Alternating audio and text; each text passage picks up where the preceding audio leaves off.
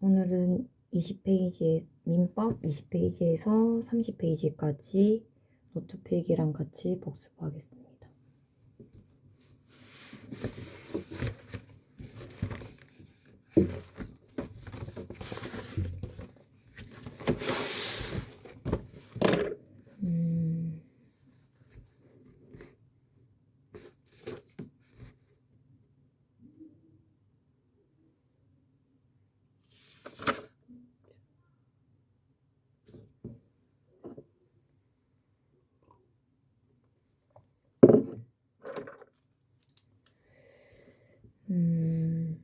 일단 오늘은 권리의 주체에서도 권리의 주체 파트인데 그 중에서도 자연인 그리고 자연인의 권리 능력에 대해서 배울 거고, 권리 능력의 시기 부분에 보면은 출생 파트가 있죠. 출생의 의미는 사람은 생존하는 동안 권리와 의무의 주체가 되게 되는데, 출생신고는 창설적 신고가 아니라 보존적 신고에 불과하기 때문에 권리 능력은 출생이라는 사실에 의해서 취득되는 것이지 신고나 가족관계 등록부에 의해 기재를 통하여 취득되는 것이 아니라고 합니다.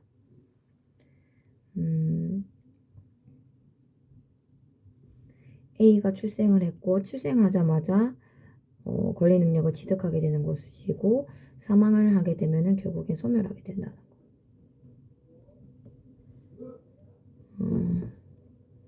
신고했을 때부터 효력 발생하는 것이 아니라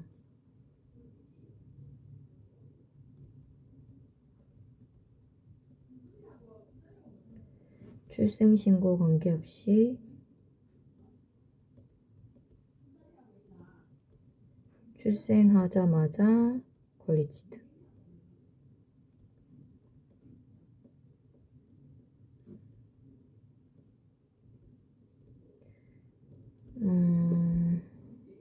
우리 민법은 개별적 보호주의를 취해서 개별적인 몇 가지 사항에 한하여 예외적으로 태아의 권리를 인정하고 있는데,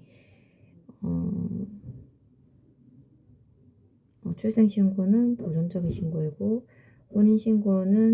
혼인신고를 할 때부터 그 혼인의 효력이 생기는 창설적 신고이다.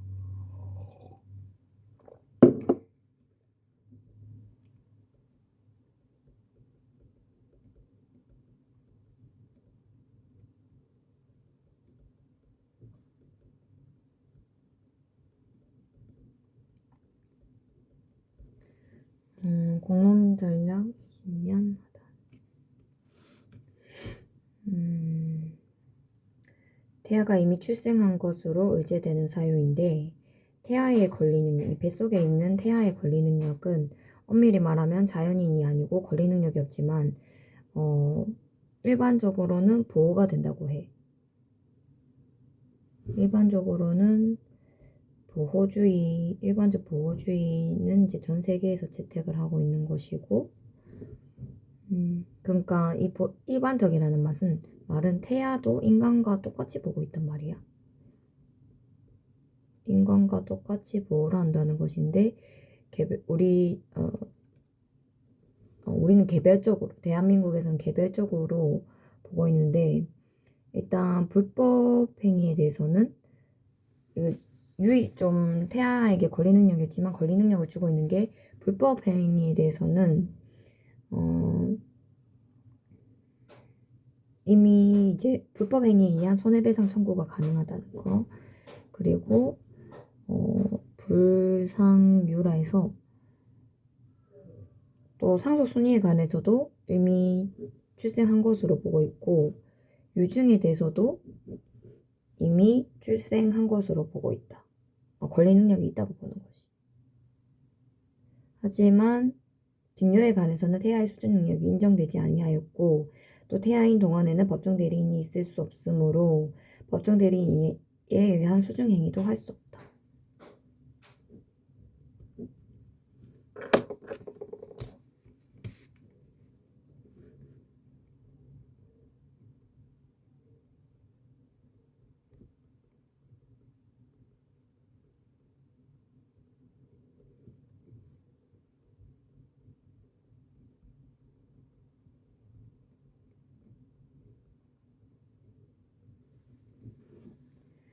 그리고 25번 유언과 양도에 대해서는 이제 법률 행위 자체는 보니까 불법 행위에 의한 손해배상 청구를 보면은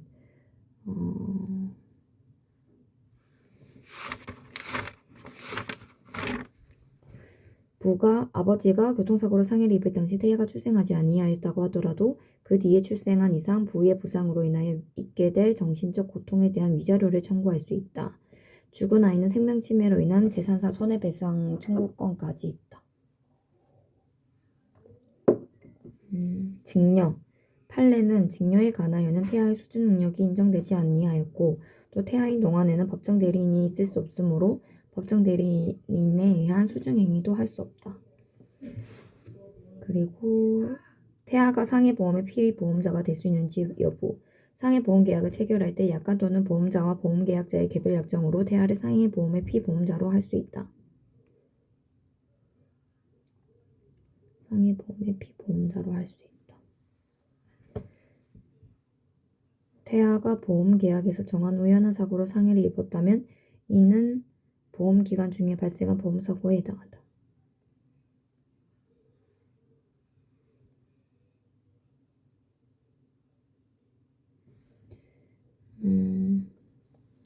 태아 자체는 보험계약을 맺을 수 없는데 보험계약에 대한 권리 능력이 없지만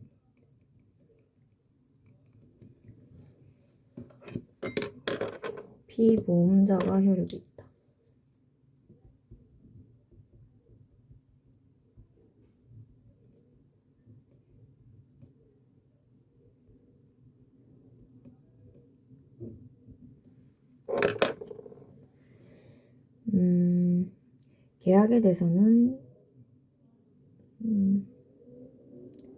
계약에 대해서는 청약이 있고 승낙이 있고 합치가 있어야 되기 때문에 직녀계약은 태아에게는 부정이 되고 단독행위는 일방적이기 때문에 유증에 대해서는 가능하고 합동행위 자체는 안 되고 그러니까 할아버지가 그냥 마음대로 이제 손주에게 건물을 넘겨줘라 이렇게 말을 하면은 일방적으로 하는 건데 직녀계약 같은 경우에는 하나의 계약이기 때문에 뭐 청약이나 승낙이나 합치가 필요하다. 그래서 불법 행위에 의한 손해배상 청구도 승낙을 요구하지 않고 상속도 승낙을 요구하지 않고 유증도 승낙을 요구하지 않기 때문에 태아에게도 이러한 계약 권리 능력이 발생을 하는 것이지. 직녀계약은 이제 매매계약, 뭐 돈이 걸려 있기도 하고 교환도 물건이 있고 직녀도 무상으로도 한다. 보험사 A 보험회사가 있는데 부모가 당사자고 계약에 있어서 보험 청구를 하지만 출생 이후에 사고가 없었고 부모한 도중 사고이므로 청구가 불가능하다고 해. 과거에는 태아보험은 실상 출생 이후 사고 발생한 경우 보험 청구 가능하다. 피보험자는 보험사고의 객체이고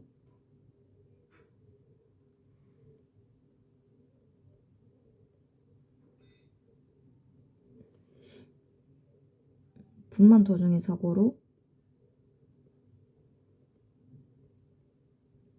시력을 잃게 되었는데 이에 대해서 보험 청구를 했지만 출생 이후 사고가 아니라고 분만 도중 사고이므로 청구가 불가능했다.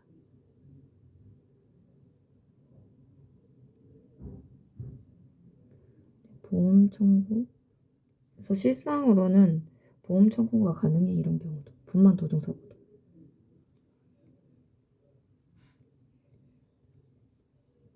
출생 이후 사고가 아니라 분만하는 도중 사고이므로 청구가 불가능하다 했는데 아니다.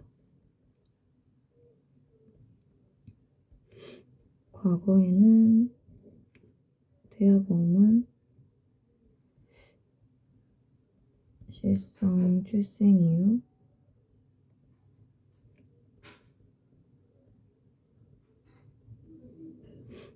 사고 발생한 경우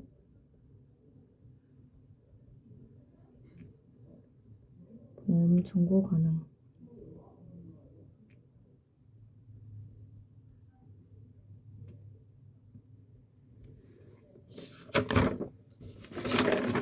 자, 25년 상단, 25년 중단. 출생한 것으로 본다. 출생한 것으로 본다는 것은 불법의 행위에 의한 손해배상 청구권, 상속, 유증을 말하는데 조산으로 했을 때는 취득을 하고 일단 출생을 했으니까 그리고 만약에 출산했는데 죽었어. 그러면 취득을 하지 못하는 거예요. 불상유도. 아버지가 사망을 했고 이제 불법 행위에 A가 이제 아버지한테 불법 행위를 했고 을이 출생을 했는데 이 을에 대해서는 이 을이 불법 행위에 의한 손해배상 청구를 할 수 있느냐 학설 대립이 있는데 아직 능력이 없기 때문에 출생을 하면은 사건 발생 시 소급하여 능력이 생기는 것이고 이제 사산을 하면은 출생 자체를 안 한 거기 때문에 능력이 없어. 이제 손해배상 채권에 능력이 있으면 손배상 채권 가능하고 또 상속도 가능하고 근데 얘는 손해배상 채권도 안 되고 상속도 안 되고 해제조건설 정지조건설 해제조건설은 이미 능력이 있는 경우 이미 이제 출산을 한 것 같아. 출산을 했는데 사산을 한 거지. 사산.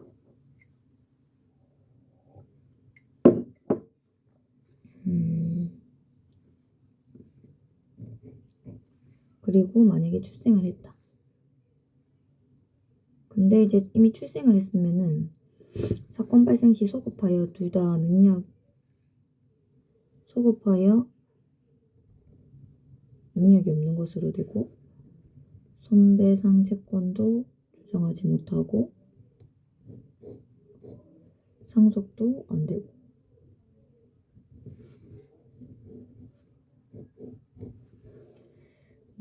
출생을 해서 능력이 있으면 상속도 가능하고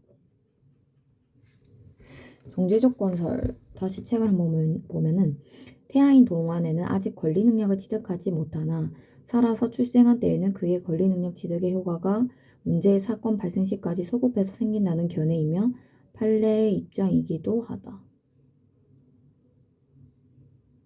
즉 태아가 살아서 출생하는 것을 정지조건으로 해서 권리 능력을 인정하는 견해로 태아의 보호보다 권리의 안전에 더 중점을 두고 있다. 정지조건선을 따르는 판례의 입장. 태아가 살아서 출생한 때의 출생 시기가 문제의 사건의 시기까지 소급하여 그때 태아가 출생한 것과 같이 법률상 보아둔다고 해석함이 상당하므로 그가 모체와 같이 사망하여 출생의 기회를 못 가졌다면 배상 청구권을 논할 여지가 없다. 조사는 손해배상 청구권을 취득한 것이고 사사는 손해배상 청구권을 취득하지 못한 것이다. 해제조건설. 이미 출생한 것으로 간주하는 각 경우에 태아는 각 개별적 상황의 범위 안에서 제한된 권리 능력을 가지지만 사산한 경우에는 권리 능력 취득의 효과가 문제 사건 발생 시까지 소급하여 소멸한다고 보는 견해이다. 태아의 사산을 해제 조건으로 권리 능력을 인정하는 견해이다. 양 견해의 비교. 태아가 사산한 경우에는 어느 견해에 따르든 권리 능력이 인정되지 않는다. 태아가 살아서 출생하면 어느 견해에 따르든 사건 발생 시부터 권리 능력이 인정되는 것이고 태아가 사산한 경우에는 어느 견해에 따르든 권리 능력이 인정되지 않는다. A와 B가 있는데 동시 사망 아버지고 A가 아버지고 B는 딸이야. 이 A와 B가 동시 사망한 것으로 추정을 하고 있거든. 추정이 있다. 간주가 아니다.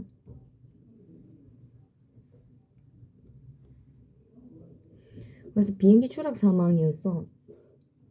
그래서 순서 누가 먼저 죽었는지는 불분명한 상태고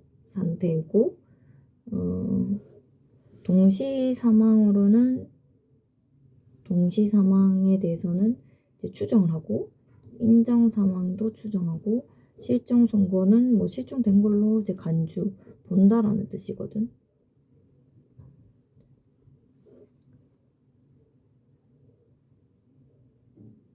추정에 대해서는 절차가 필요 없고 반대 사실을 증명하면 반복이 가능하지만 바로 깨뜨려지고 간주로 보는 것은 반대 사실 증명으로는 부족하고 별도의 취소 절차가 필요하다.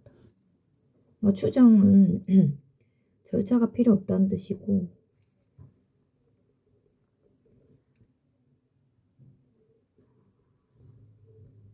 반대 사실 증명하면 번복이 가능하나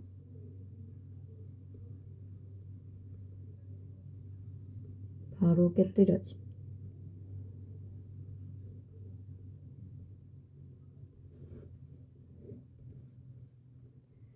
반대 사실 증명으로는 부족하고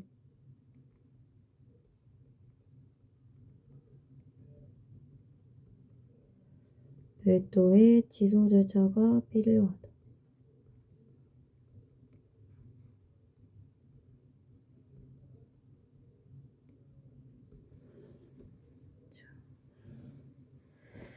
이는 출생신고와 마찬가지로 사망신고는 출생신고와 마찬가지로 창설적 신고가 아니라 보고적 신고에 불과하다. 사망신고도 권리능력은 사망신고나 가족관계 등록부의 기재에 의해서 소멸하는 것이 아니라 사망이라는 사실에 의해서 소멸이 되는 것이고 가족관계 등록부에 기재된 사실은 이른 진실에 부합하는 것이라는 추정을 받는다 할 것이나 그 기재에 반하는 증거가 있거나 그 기재가 진실이 아니라고 불만한 특별한 사정이 있는 데에는 그 추정은 번복할 수 있다. 사망 사실 또는 사망 시기 증명 곤란에 대비한 제도, 동시 사망의 추정, 2인 이상이 동일한 위난으로 사망한 경우에는 동시에 사망한 것으로 추정한다. 간주가 아니다. 효과는 실종선고와 달리 인정사망은 가족관계 등록부에 사망의 기록을 하기 위한 절차적 특례 제도에 불과하므로 강한 사망 추정적 효과만 인정된다. 따라서 실종선고가 사실에 반하는 데에는 실종선고 취소 절차를 거쳐야 하지만 인정사망은 그러한 절차를 거칠 필요 없이 반대 사실의 증명만 있으면 당연히 번복이 된다. 의사능력 보자.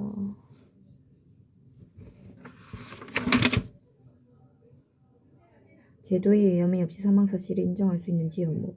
순환, 전란, 환제, 기타 사변에 편승하여 타인의 불법 행위로 사망한 경우에 있어서는 확정적인 증거의 포착이 손쉽지 않음을 예상하여 법은 인정사망, 위난, 실종, 선고 등의 제도와 그 밖에도 보통 실종 선고 제도로 마련해 놓고 있으나 그렇다고 하여 위와 같은 자료나 제도의 의함이 없는 사망사실의 인정을 소소법원이 절대로 할 수 없다는 권리는 없다.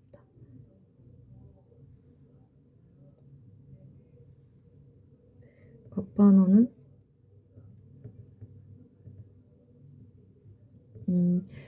이제 갑판원이 있고 을이성장이란 말이야. 근데 이 선장이 태풍 오는 날에도 일을 하게끔 했지. 그래서 태평양에서 실종이 됐어.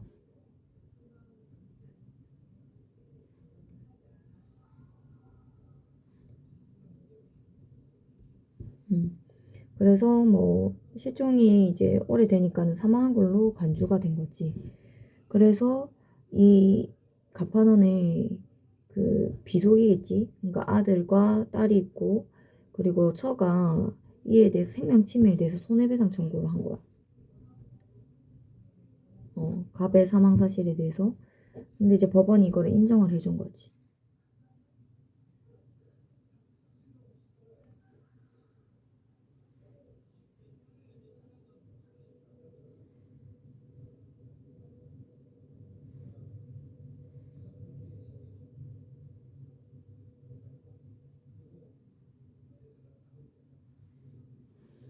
인정한다는.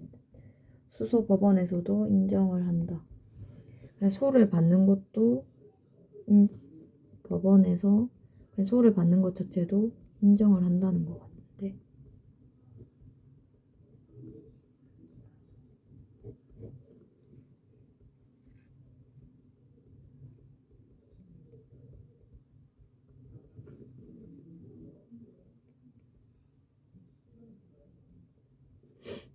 이중으로 부정됨.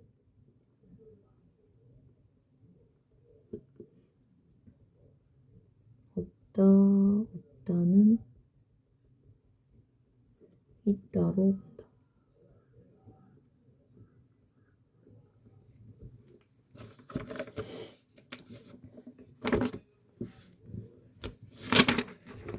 (24면) 상단.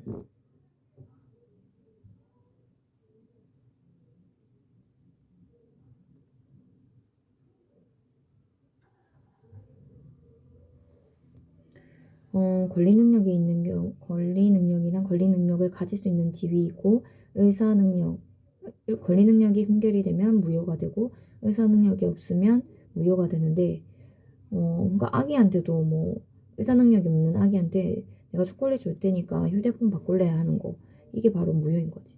사적 자치의 원칙이 바탕이 되고, 그 전제로는 의사결정 능력이 있어야 된다는 거. 의사 능력이 인정되려면 그 행위의 일상적인 의미뿐만 아니라 법률적인 의미나 효과에 대하여도 이해할 수 있는 것을 요한다. 판단 기준.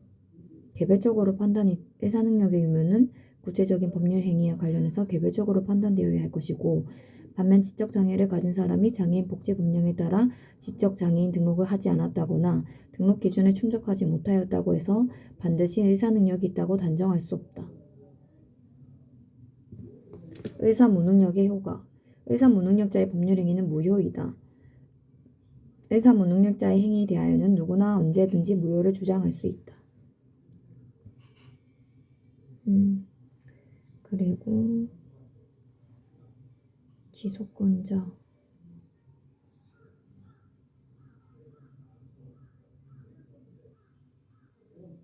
취소는 취소권자가 가능하고 기간적인 제한이 있고, 무효는 누구든지 기간에 제한 없이 가능하다.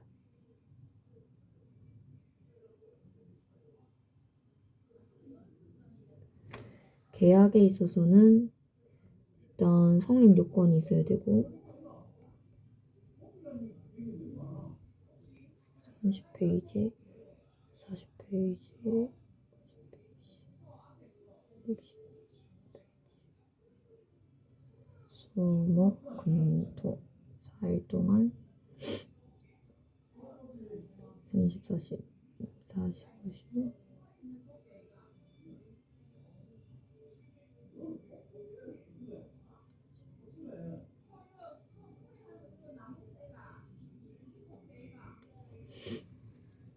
효력 요건이 있다.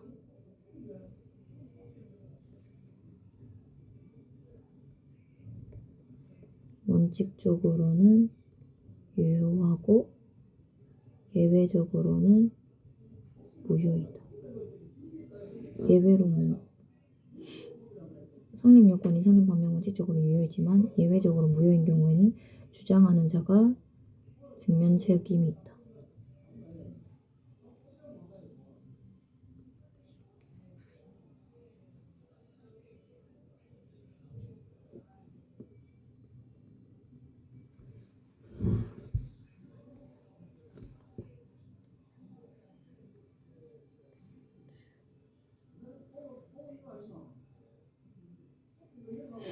(25면) 중단. 109조에 의해서 착오에 의한 취소는 상대적인 취소이고, 그리고 110조에 의한 사기 강박에 의한 취소도 가능한데, 갑과의 상대방이 있고 병 제3자가 있어. 병이 제3자인데 선의인 경우에는 보호가 되고 악의인 경우에는 보호를 받지 못해. 상대적인 취소와 그리고 절대적인 취소가 있는데, 제5조 미성년자의 이제 제한 능력자에 대한 취소 부분이지. 갑이 미성년자이고 을이 있는데, 미성년자와 그 어떠한 을의 계약이 있었는데 미성년자가 이제 자기가 이제 취소를 해. 그리고 취소를 주장한단 말이야. 그러면 병이 선의이든 악의이든 보호받지 못한다. 근데 병이 상대적인 취소는 병이 선의이면은 보호를 받게 된다. 자, 사람은 19세로 성년에 이르게 된다. 18세까지는 미성년자.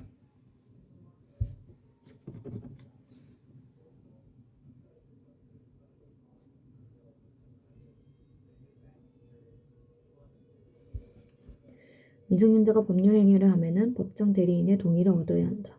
채권자인 부모님. 그러나 권리만 없거나 의무만을 명하는 행위는 그러지 아니한다.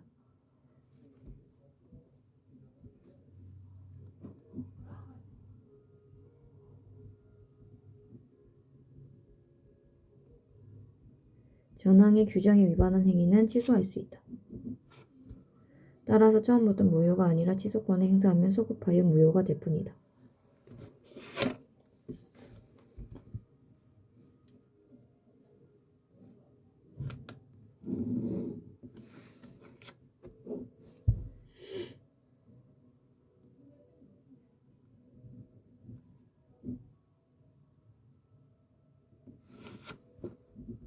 법정 대리인의 동의.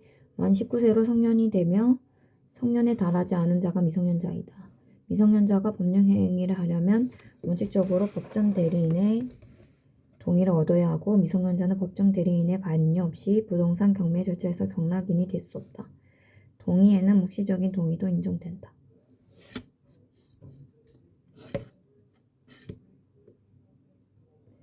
게임기 다음부터는 사면 안 된다.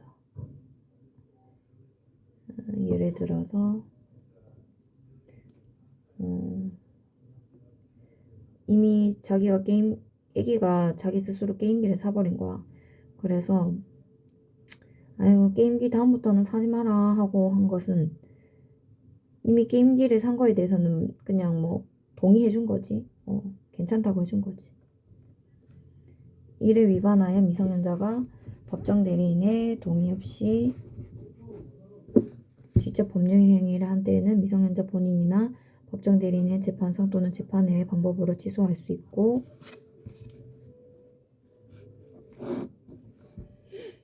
재판상은 재판을 통해서 그리고 재판 외의 방법으로 그 밖의 방법으로도 카톡으로 법정 대리인의 동의 등이 없었기 때문에 취소가 가능하다.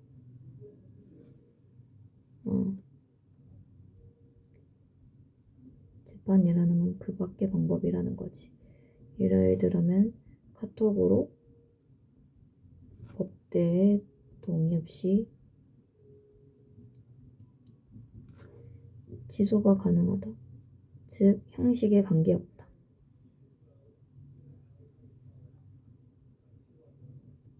선의의 제3자에게도 대항할 수 있다. 절대적이다. 이와 반대로 109조와 110조는 상대적인 취소이다. 증명책임은 원칙적으로 그 동의가 있었음을 이유로 법률행위 유효를 주장하는 자로 그 취소를 부정하는 자 하는 상대방에게 있다. 증명책임은 취소를 부정하고자 하는 상대방에게 있고 예외적인 경우에 해당한다면 비록 법정 대리인의 동의가 없더라도 제한 능력의 이유로 취소할 수 없다. 예외적인 경우가 있지.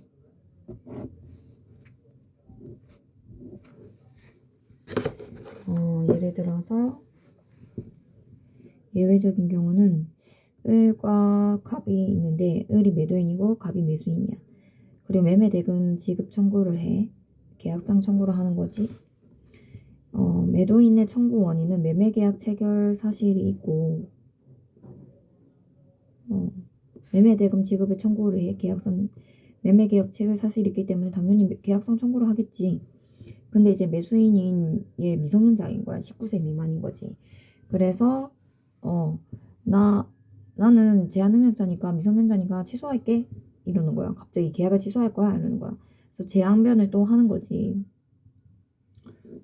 법정 대리인에 대한 동의가 있었는지 여부는 매도인이 일단 증명 책임을 해야 돼. 이에 대한 취소를 부정하고자 하면은 그 매도인이 증명을 해야 되고 그리고 처분 허락 제2조 처분 허락 그리고 이제 처분 허락에 대해서도 주장을 하는데 법정 대리인이 범위를 정해서 처분을 허락한 재산은 미성년자가 임의로 처분할 수 있다. 이렇게 생각하는 거야. 근데 이 경우에는 예외적으로 취소할 수가 없어. 이미 처분 허락을 한 거기 때문에. 그리고 17조에 의해서 완전히 또 속인 거지. 적극적으로 기망행위를 한 거야. 그 경우에도 예외적인 취소가 어렵다. 그리고 제8조에 의해서도 미성년자가 법정 대리인으로부터 허락을 얻은 특정한 영업에 관해서는 성년자와 동일한 행위 능력이 있다. 그게 인정이 되면은 청구가 인용이 돼. 승소를 하는 거지. 이런 것들이 이제 인정이 되면은 승소하게 된다. 법정 대리인의 동의를 얻었으면은 제5조에서 법정 대리인의 동의를 얻은 것은 취소할 수 있다.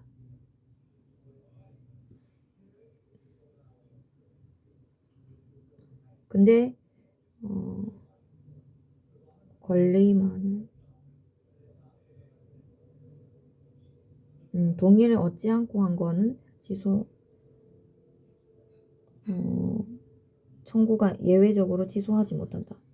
제한 유저가 취소하지 못한다. 그래서 이 질문을 보면은 갑이 미성년자와 제 성년자가 있는데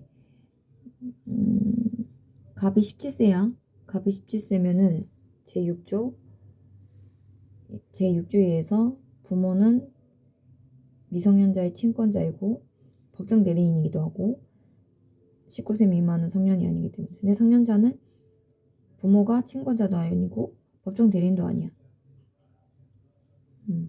근데 만약에 이 17세한테 범위를 딱 정해가지고 처분을 허락한 재산을 주게 되면은 임의로 처분을 할 수 있어. 그때는 성년자가 되는 거야. 성년자가 되게 되면은 그때는 친권자도 없는 게 되는 거고 법정 대리인도 없는 게 되는 거야. 그래서 법정 대리인은 해당 부분에 대해서 행위에 대해서 더 이상 유효한 대리 행위를 할 수가 없다. 왜냐하면 이미 성년자와 동일한 행위 능력이 인정이 되는 것이기 때문에. 법정 대리인의 범위를 채무 면제의 청약에 대한 승낙 그리고 미성년자가 단독으로 하여도 전혀 불리할 것이 없으므로 미성년자가 단독으로 할 수 있다. 권리를 얻거나 의무만을 면하는 행위는 취소할 수 있다고 했지. 예를 들어서 부담 없는 증여의 승낙, 채무 면제의 청약에 대한 승낙은 할 수가 있는 거야. 제한 능력자라도 미성년자라도. 미성년자가 단독으로 하여도 전혀 불리할 것이 없으므로 미성년자가 단독으로 할 수 있다.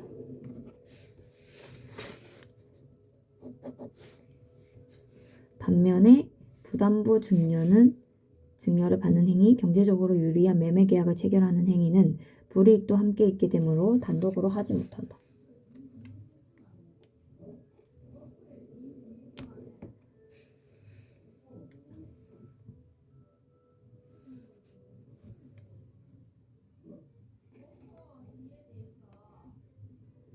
예를 들어서 내가 1억을 줄 테니까 일주일에 3번을 와서 나의 수발을 들어라 이런 행위 같은 거 있잖아.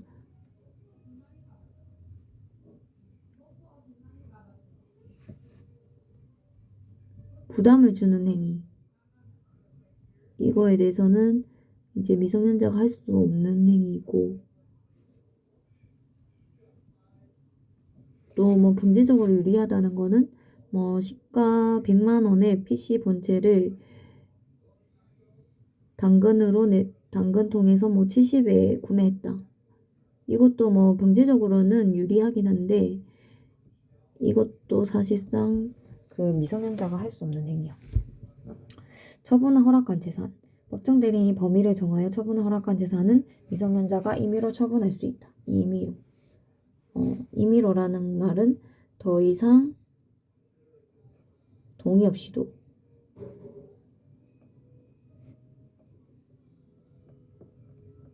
처분의 범위는 미성년자가 공부를 너무 안 해서 부모가 너가 이 집 다 팔아먹어라 라고 말하는 경우, 포괄적인 허락을 한 경우, 허락의 효력이 인정되지 않으므로 미성년자는 단독으로 재산의 처분 행위를 할 수 없다.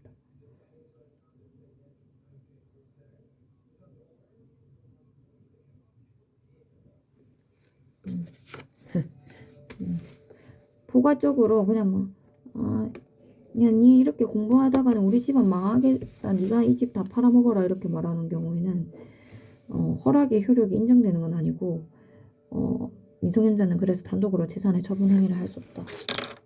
처분 허락의 효력. 용돈을 주면서 처분을 허락한 경우 이는 단순 동의를 받은 것과 동일하다. 따라서 허락을 받은 범위에서 법정 대리인의 동의 없이 미성년자가 단독으로 법률 행위를 할 수 있다는 것에 불과할 뿐 법정 대리인의 대리권이 상실되는 것도 아니며 미성년자가 성년자와 같은 행위를 갖게 되는 것도 아니다.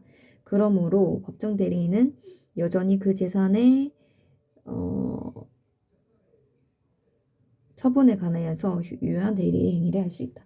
처분 허락을 하는 거에 대해서는 미성년자가 그 성년이 된 게 아니고 미성년자야. 근데 영업 허락을 하는 경우에서는 미성년자가 성년자가 된다고 하네.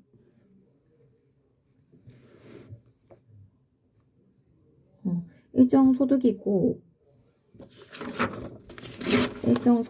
성년에 거의 근접한 미성년자가 행한 신용 구매 계약의 취소 가능 여부. 예를 들어서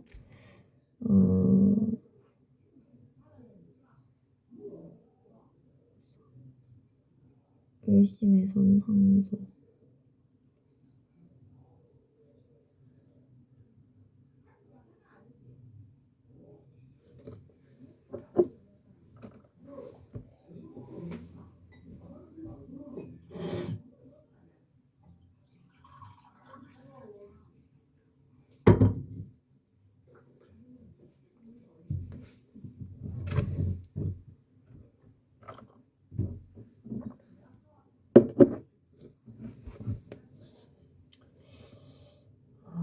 상소제도.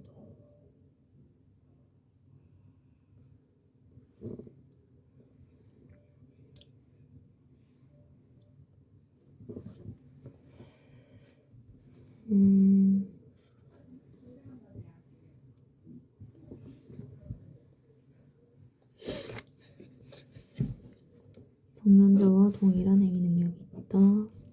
지소 또는 제한할 수 있다.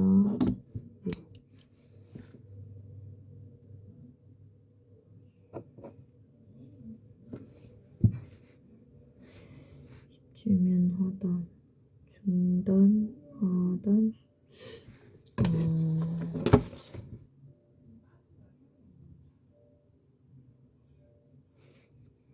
이게 꽤 많이 나네 내용. 빡세네. 일단은 여기까지. 오늘은 29쪽까지 하려고 했는데 시간이 좀 모자라서 27쪽까지 먼저 하고 나중에 저녁에 하겠습니다.